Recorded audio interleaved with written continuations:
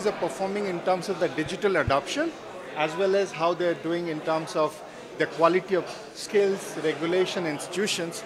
And from that perspective, Serbia actually comes out as a country which is doing reasonably well in terms of all the scores, but there's significant scope to improve. Some of the new technology like digital ID, mobile payment system, new forms of business registration, all those things still haven't come to Serbia yet, and so we think some of those would certainly improve Serbia's ranking.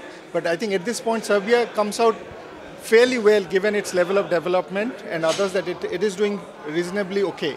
You see, there are not one way to measure a country because there are so many different dimensions to it.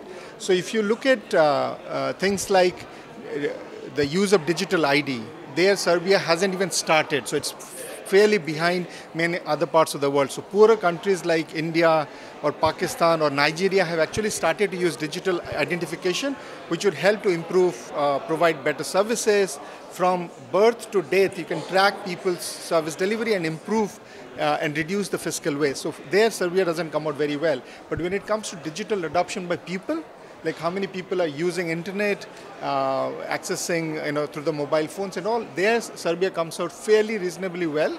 So there are different contexts to this, how much businesses are using technology, how much people are using technology, and how much governments are using technology. And we feel that the government part is slightly behind, but the other two are pretty above the average.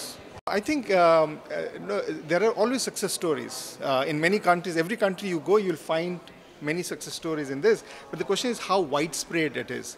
Is everybody benefiting from it? So a lot of countries want to have their own Silicon Valley, because every ministers and politicians want to show that they have a high-tech community.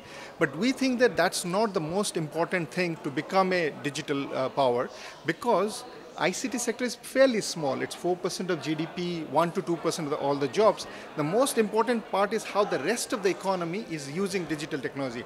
So our banks and financial institutions using technology to reduce remittances.